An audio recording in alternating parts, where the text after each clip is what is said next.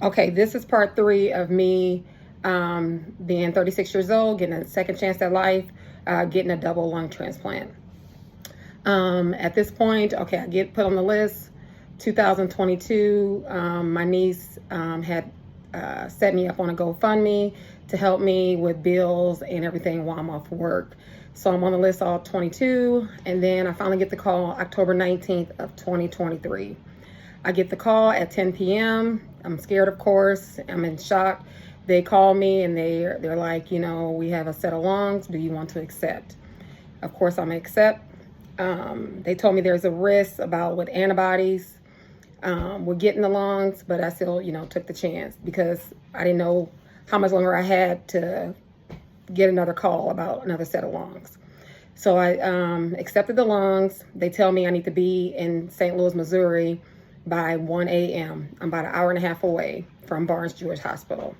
So my husband and my parents, we get there, they admit me in the hospital, and they do another chest x-ray to look at my lungs one more time. And then they, make sure they told me I can have anything else to eat or drink. So from that day forward, from that day on, I didn't have anything else to eat or drink. Because remember, they told me that I couldn't have anything once I got the transplant. So I get going to surgery. I'm in surgery for about 6 hours or so. Everything went okay. I get out, and of course, I wake up and I have oxygen on. I have all these tubes everywhere. I'm in ICU. The whole plan was, they said I'll be in the hospital for at least 2 to 3 weeks. So when I woke up, I had, 4 chest tubes. They do get you up right away to walk you with physical therapy. They do not let you lay down at all. They want to get you moving and going. I believe it's the next day I got up with physical therapy, and, they walk you with the all your cords and everything. And they just keep a wheelchair behind you in case you need to sit down, but they want you to walk as long as possible, as long as you're able to tolerate it. So I did therapy, I want to say once or twice a day. So I did therapy for a week or so. And then one day, this is about a week later, I was doing therapy. And I kept telling the therapist that, I felt like I needed to sit down. I needed to stop because I didn't feel right. I felt like I was short of breath. I was hot. And, she's like, you're almost to the room. We're almost back to the room. You're almost there. You can do it. So, I'm trying to push through. And then I get to the room. She sits me in the recliner, calls my nurse. My nurse name was Mike. I still remember his name. He comes in there. He, comes in there to set me up on everything. And then I believe he had medications to give me too at that time when I was done with therapy. But I was telling Mike, I said, I don't feel very well. And he's like, you don't look good. So he checked my vitals. My blood pressure was very low. It was like 90 over 50 something. And then my oxygen level was dropping again. It was like 78%. So they rushed me to ICU. And then when I get to ICU, they tell me that they had to intubate me for at least a day or two. And they said, believe my lungs were rejecting. So that was the first time I went through the rejection issue. And that was very scary. For some reason, I was very, very hot.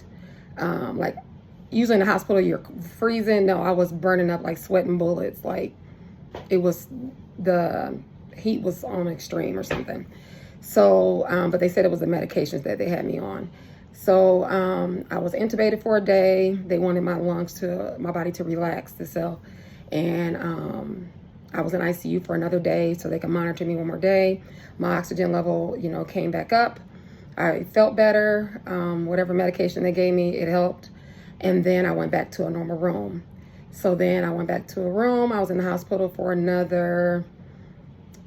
another 2 weeks. I was in the hospital for a total of 27 days once I had my transplant. And another thing is when they set you up for the evaluation, if you live a certain distance, they tell you that you have to live there for at least 3 months.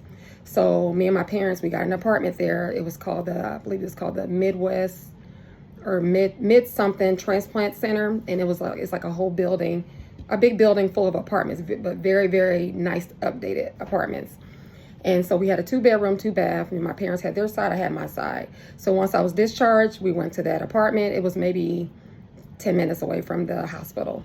So we went there, got me all set up, and I had, you know, my 2 feet. I had a 2 feet pole, of course. I had the all my medications I had to take. My dad was very helpful with that. My parents stayed with me the whole 3 months. My kids and my husband came down every weekend to see me because they were still in school. And I was there throughout the holidays, Thanksgiving, Christmas. And then we get to January. The end of January, I was discharged. I was able to go home. So I went home. And the whole time that I was there, living in that apartment, I had checkups, follow-ups, appointments. And I was doing pulmonary rehab also. I think I had about 3 to 4 days a week. So I did that, and I didn't have any more rejection or anything while I was there either. So back to January, the end of January, I went back home. I was home for another 2 or 3 weeks, and then I decided to go back to work. I get back to work. Everybody's saying, you know, Tiffany, you're crazy. You just had a double lung transplant. What are you doing back at work? But I felt good, and I'm not the type of person and I get tired of sitting in the house. I was very bored out of my mind. And so I get back to work in February. I was back at work for another about 2 or 3 weeks. And then I never forget it, March 10th, my daughter had a habit of coming to my room to check up on me once I had my transplant to make sure, you know, I was doing okay.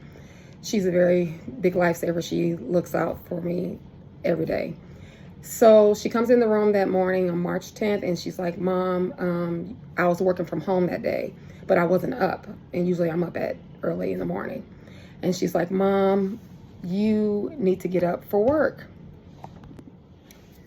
So she's like, you need to get up for work. And I'm like, I can't. And my head just felt like it was going to explode. Like I felt like it was worse than a migraine. I can't explain it. It was worse than a migraine. And my head was like, it felt like it was so heavy. I couldn't barely lift my head up. So she calls my grandpa. My dad is very overprotective over me. So she calls my grandpa. And my dad was retired at the time. So he was the first one available. So he calls my dad. She calls my dad. My dad didn't answer. So she calls my sister. My sister answers. And she's like, call Mom. Which she calls my mom. And she's like, my mom was working at the hospital at the time. So she's like, Grandma, something's not right with my mom. You know, she's not feeling well. So my mom leaves work. She comes and picks me up. So I'm telling my mom I don't feel good. You know, they help me get dressed. I can't even get myself dressed. I couldn't put shoes on. They had to help me with everything. So they get me in the car. And my mom, you know, she's like, Tip, put your head up. I'm like, Mom, I couldn't. And my eyes were very, very low.